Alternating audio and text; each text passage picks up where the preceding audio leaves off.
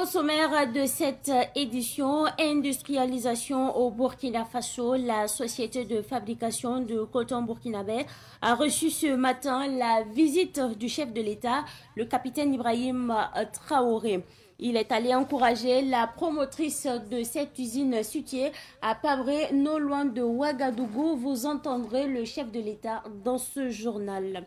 Et puis, surfacturation des prix des timbres et parkings, la brigade Lahabal a interpellé 37 personnes impliquées dans ce réseau de spéculation sur les prix. Vous entendrez quelques personnes interpellées dans ce journal.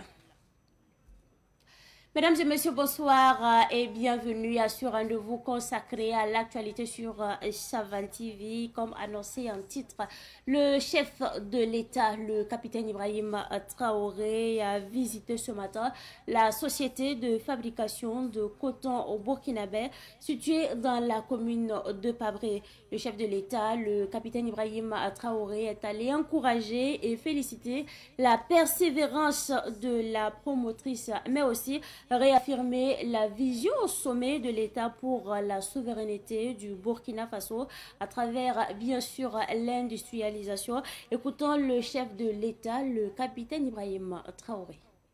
Lorsque nous sommes arrivés, quelque temps après, nous avons appris l'histoire de cette unité qui avait été fermée il y a quelques années de cela, dû à des problèmes donc, entre Burkinabés, je dirais.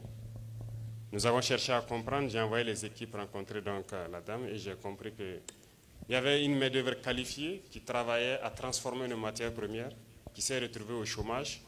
Et il était de notre devoir de mettre tout en œuvre pour que vous puissiez reprendre le travail. C'est tout ce que nous avons fait pour l'accompagner et l'aider donc à retrouver des machines, réinstaller et pouvoir reprendre le travail. Donc je vous félicite tous pour votre patience, pour votre résilience, pour votre abnégation. Ce que vous faites, vous pouvez penser que c'est une petite unité, mais je viens de voir dans le showroom qu'il y a de la perspective de continuer à produire beaucoup d'intrants médicaux au profit donc, de nos hôpitaux et de nos populations. Mais retenez une chose, la chose la plus importante, c'est cette capacité à pouvoir transformer notre matière première. Qui d'entre nous n'est jamais tombé malade? Qui d'entre nous ne s'est jamais blessé? Nous partons tous à l'hôpital, on utilise le coton hydrophile, on utilise les compresses, les bandes et tout. Mais très souvent, c'est notre propre coton que nous avons subventionné en agriculture ici, que nos populations, nos braves paysans se sont donné corps et âme à produire, qui a été exporté, transformé juste un peu et qu'on revient nous vendre au kilo très cher, pendant qu'on le paye dans nos champs ici à 200 à 300 francs. Mais cette transformation sur place, voilà que ça crée de l'emploi et c'est une fierté, c'est une indépendance. Et lorsqu'on parle de souveraineté, c'est ça. Produire, transformer et consommer. Et bientôt, c'est nous qui allons exporter ce coton hydrophile, ces compresses, ces bandes, s'il plaît à Dieu. À travers elles, j'encourage tous les opérateurs économiques à se lancer. Déjà, beaucoup de personnes nous ont approchés dans le même schéma pour transformer et créer donc, de l'emploi, créer donc la matière première pour nos hôpitaux. Donc nous allons eux aussi les accompagner, les encourager et aller les soutenir comme on peut. Donc félicitations à tous, bon courage et bon vent à l'unité. De nouveau, je vous souhaite d'être très résilients, de donner le meilleur de vous-même pour que ça grandisse. Que dans 5 ans, si on revienne, qu'on ne reconnaisse pas le lieu. Que vous soyez très grands et très bien posés. Désormais, toutes les associations et ONG agréées qui exercent au Burkina Faso doivent ouvrir et domicilier leurs comptes auprès de la Banque des dépôts du Trésor. En tout cas, c'est ce qui ressort du Conseil des ministres tenu hier sous la présidence du chef de l'État, le capitaine Ibrahim Traoré. Le résumé du Conseil des ministres d'hier avec Daouda Yamegou. Selon le gouvernement, ce décret va permettre à l'État burkinabé d'assurer la traçabilité des fonds reçus et utilisés par les ONG et associations, de prévenir les risques de blanchiment de capitaux, de détournement ou de financement d'activités contraires à l'ordre public et de renforcer la confiance des partenaires du Burkina Faso. L'adoption de ce décret, poursuit le gouvernement, permet d'obtenir une avancée significative dans le dispositif de régulation des activités des ONG et associations et de contrôle de leurs sources de financement. La société nouvelle, Société sucrière de la Comoé, SN Sosuco, devient Sosuco, Société sucrière de la Comoé. Le gouvernement a décidé hier du changement de dénomination. Le décret adopté permet aussi de procéder à l'augmentation du capital social de la société qui passe à environ 11 630 millions de francs CFA. L'apport de l'État est de 8 143 millions de francs CFA, soit 70% du capital social.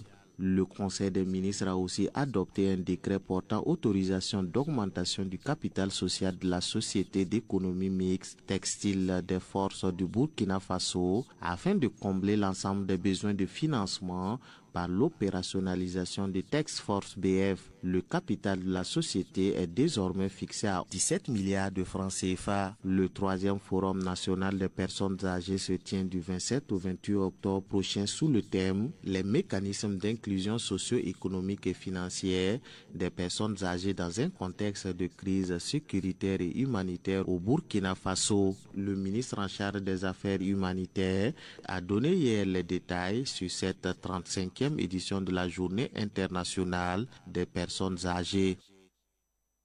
Après donc ce résumé sur le Conseil des ministres qui s'est tenu hier sous la présidence du chef de l'État, le capitaine Ibrahim Traoré, nous parlons cette fois-ci de la brigade Labal qui a mis justement la main sur 37 individus impliqués dans un réseau de surfacturation des timbres et des frais de parking dans la capitale Ouagadougou. Ces interpellations font suite à une opération de contrôle menée sur plusieurs sites et parkings publics de la ville de Ouagadougou. Écoutons le lieutenant Franck Octave Cabré, commandant de la brigade Labal. Les endroits ciblés sont essentiellement les hôpitaux, les pharmacies, les commissariats, les mairies et les cimetières. Voilà, donc c'est les parkeurs et les revendeurs de timbres dans les zones citées là qui ont été approchés aujourd'hui. Ce qui explique leur interpellation, c'est qu'il y a une réglementation en vigueur qui dit par exemple pour le cas des parkeurs que le prix du parking dans ces endroits ne doit pas excéder 50 francs pour les engins à 2 roues et 100 francs pour les engins à 4 roues. Bon, malheureusement, on a constaté que les gens font à minimum 100 francs pour les engins à 2 roues et 200 voire 500 francs pour les engins à 4 roues. Voilà, pourtant, les textes sont clairs en la matière. Donc, c'est pour cela qu'ils ont été interpellés, pour que le message puisse passer davantage et que les gens puissent se conformer au texte afin que la population puisse être mieux, pour ne pas dire à l'aise. Il y a aussi la question des timbres au niveau des commissariats et des mairies. Voilà, les timbres sont revendus à des montants qui dépassent la norme. Souvent même c'est doublé, donc ce n'est pas normal. Ce n'est pas normal si on dit que le timbre est à 200, il est vendu à 200. S'il est à 250, c'est à 250. S'il est à 500, c'est à 500. Il n'y a pas de raison que parce que quelqu'un a eu à s'en procurer par un circuit personnel, il revienne pour revendre ça au-dessus du prix, voilà, qui a été fixé. La sanction est simple. Bon, pour ceux qui avaient déjà été sensibilisés, c'est considéré comme de la récidive. Ils sont tout simplement amenés sur un de nos chantiers, comme vous le constatez ici sur l'avenue Thomas Sankara, pour participer à la pose des pavés, voilà, et contribuer aussi d'une autre façon je vais dire quoi, dédommager l'État et la population donc, du tort qu'ils les ont causé depuis tout ce temps. Après cette réaction du commandant de la brigade Labal, écoutons à présent les personnes interpellées. Je suis parqueur à Chifra. Comme l'État avait décidé que dans les hôpitaux, comme c'est des coins urgents là, il faut qu'on fasse le parking à 50 francs. Jusqu'à présent, nous, on n'a pas su respecter les règles. Donc, ils sont venus nous prendre ce soir là pour qu'on vienne travailler. C'est pour cela que je suis là. Lorsque l'État décide de dire quelque chose, ce n'est pas pour une seule personne. C'est pour tout un chacun d'entre nous. C'est le bien de tous. Voilà, c'est pour que les choses aillent dans le bon sens. Je crois que non, c'est comme ça qu'on est en train de préparer l'avenir de notre pays. Le fait que je suis là, c'est à propos des timbres, la surfacturation des timbres. Voilà, par exemple, les timbres de 200 nous vendent à 250, les timbres de 300, c'est 350, 500, c'est 600, et 1000 francs, c'est 1100 francs qu'on vend. Voilà, c'est pour ça. Joseph Kaboré et Ahmed Joël Compaori. Au 4e anniversaire du Centre Thomas Sankara de Ouagadougou, Inemezi Richardson, présidente du dit centre, explique le rôle de ce dispositif dans la construction d'une Afrique nouvelle débarrassée de l'impérialisme. Aujourd'hui, c'est le 4e anniversaire du Centre Thomas Sankara, qui est un centre de formation politique et idéologique. C'est un centre qui a 4 principes. L'anti-impérialisme, le panafricanisme, le socialisme scientifique et l'émancipation des femmes. On a remarqué que ce sont les 4 principes qui sont à la base de l'idéologie de Thomas Sankara. Je suis satisfaite, mais il y a toujours du travail à faire.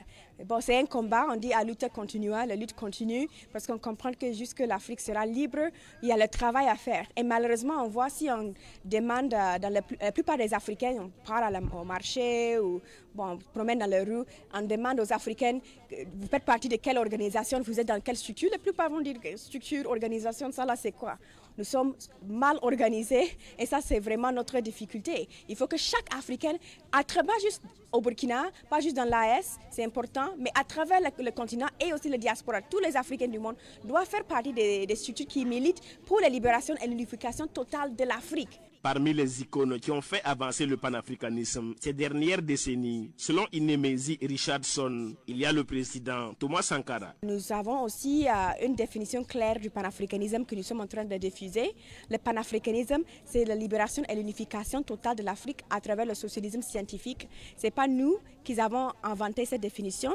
Ça existe depuis le 5e congrès panafricain en 1945, mais c'est aussi une définition du panafricanisme qu'on a vu représentée par des grands ancêtres emblématiques comme Thomas Sankara, bien sûr, aussi Modibo Keïta, Djibo Bakary du Niger, Ahmed Sékou Touré, Amilcar Cabral, Samora Machel et plein d'autres.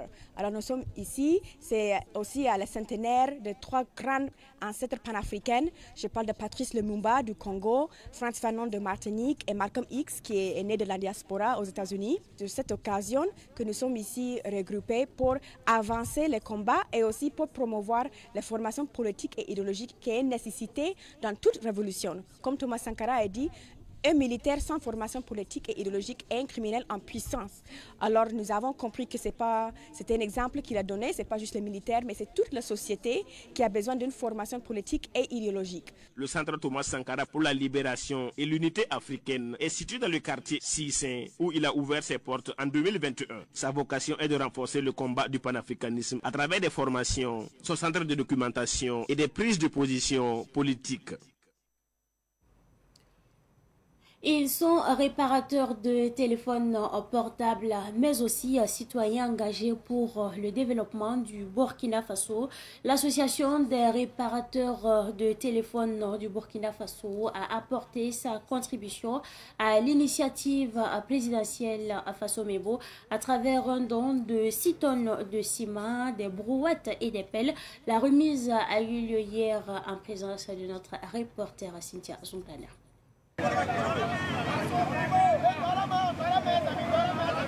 Ils sont réparateurs de téléphones portables, mais aussi citoyens engagés pour le développement du Burkina. L'association des réparateurs de téléphones du Faso, Art Faso, a exprimé sa solidarité à travers un don de 6 tonnes de ciment, des brouettes et des pelles à Faso-Mebo. Une manière pour eux de répondre à l'appel du chef de l'État, le capitaine Ibrahim Traoré, pour la construction du pays. C'est montrer notre patriotisme et soutenir l'initiative présidentielle Faso-Mebo et que nous sommes là.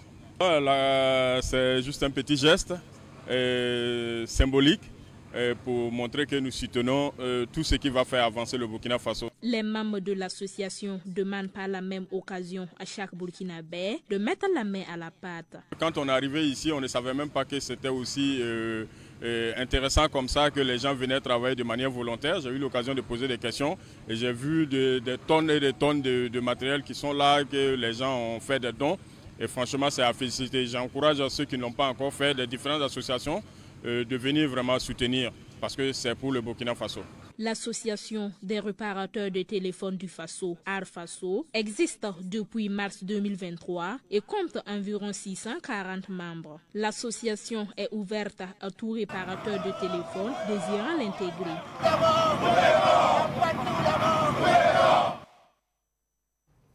Cela fait déjà plus de 6 mois que la SOPTO a disponibilisé les premières boîtes de tomates concentrées sur le marché.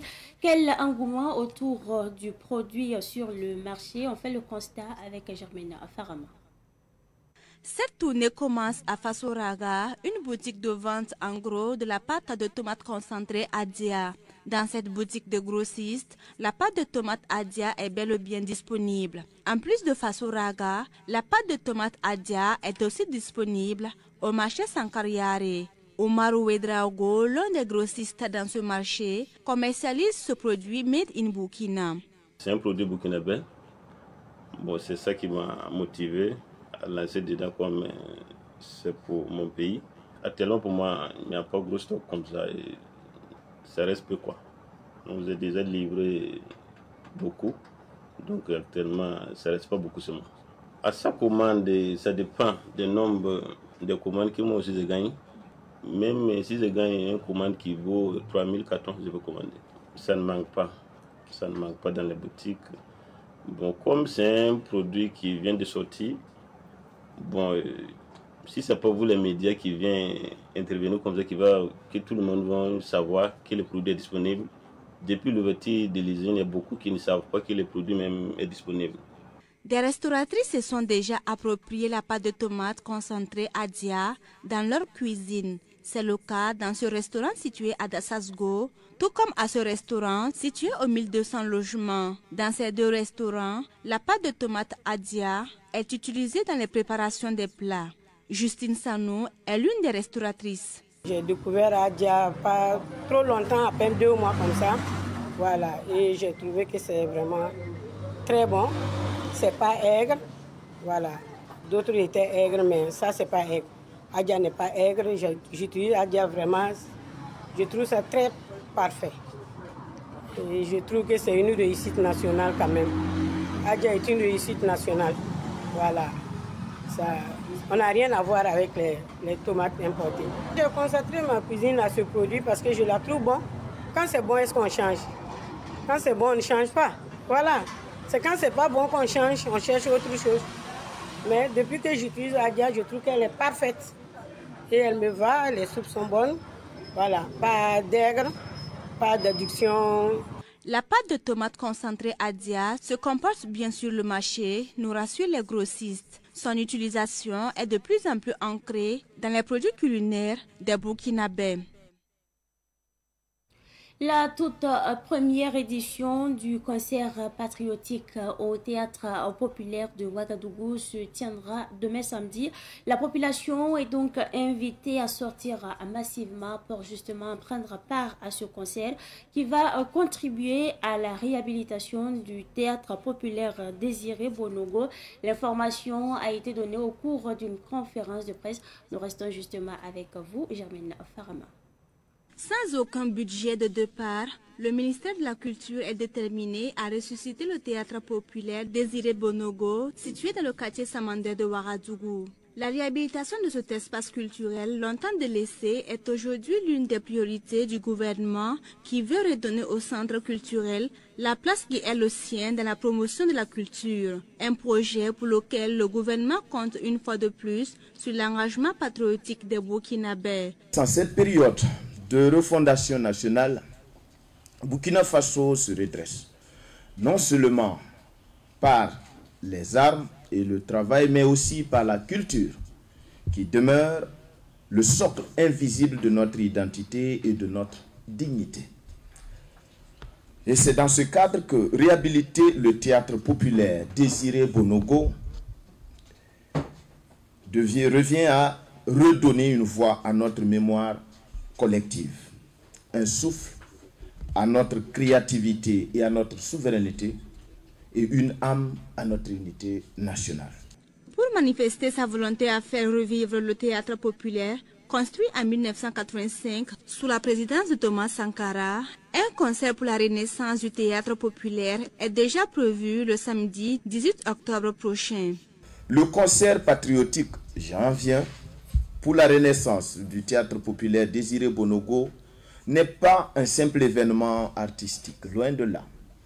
C'est un acte de foi en la nation, une manifestation de l'unité du peuple burkinabé à travers sa musique, ses danses, ses voix, ses symboles.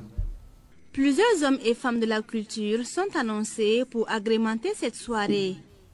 L'ancienne garde, ceux-mêmes qui ont joué dans ce lieu et qui sont toujours en vie et qui portent en eux ou les stigmates ou les émotions marquées par ce temps. Nous pouvons citer Abdoulaye Cissé, Amity Meria, et évidemment nous allons mettre à contribution la nouvelle génération, comme Kézi, voilà, des humoristes comme Simplice Simplement Simple, des conteurs comme Bobélé, voilà, des artistes engagés, Memphis Bala, le Baba. Des témoignages seront aussi entendus lors de cette soirée qui connaîtra la participation de Simon Compaoré, ancien maire de Ouagadougou et ancien ministre de la Sécurité. Quand quelqu'un est jaloux de toi, il essaiera de monter les autres contre toi. Quiconque manipule les autres pour vous combattre ne montre qu'une seule chose, sa faiblesse. Et c'est pour ça qu'il parle derrière ton dos. Alors respirez profondément et gardez surtout la tête très haute. C'est tout pour cette édition du soir que j'ai pris en tout cas du plaisir à vous présenter. Merci à vous pour votre constante fidélité. Excellente de programme en compagnie bien sûr des programmes de la télévision de Nouvelles Idées.